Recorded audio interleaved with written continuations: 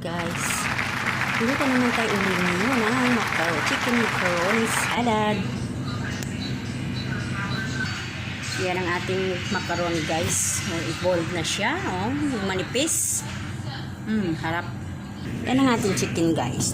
Fresh chicken, simpleng luto. Guys, ilagay natin ang ating fruit.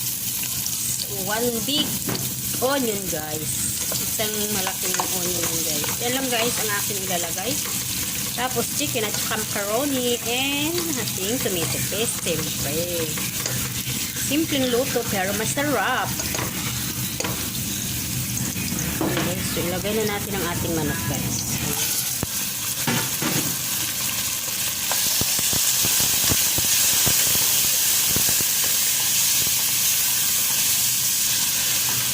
Stir fry muna natin, guys. Igisa muna natin ang ating manok bago tayo maglagay ng tomato paste.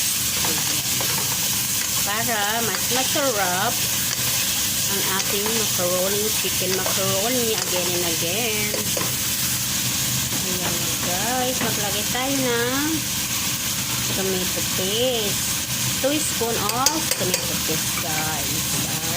At ating stir. Ayan. Ayan, guys. So, ilalagay natin ang ating grated carrots. Ayan ang ating grated carrots, guys. 1 carrot na maliit.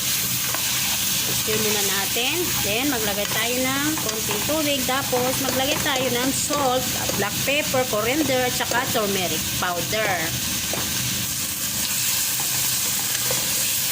Ayan, guys. Maglagay tayo ng konting tubig, guys. Ayan. Mga 1.5 cup water. So, lulutuin muna natin bago natin ilagay ang ating macaroni, guys. Muna tayo ng asin, guys. Depende sa inyo kung maalat kayo. Mahilig kayo sa maalat. Ayan. Ang ating black pepper. Yun lang, magkonti lang, guys. Mga 1/2 teaspoon ng black pepper. Ang ating coriander powder, guys, 1/2 teaspoon. Ang ating turmeric powder, guys, konti lang, guys, 1/4 teaspoon lang. Ayan. So, yan lang, guys, ang ating ilalagay sa ating macaroni. Okay, so, pwede na natin ilagay ang ating, ito na yung naging paste na rin yung tomatoes, guys.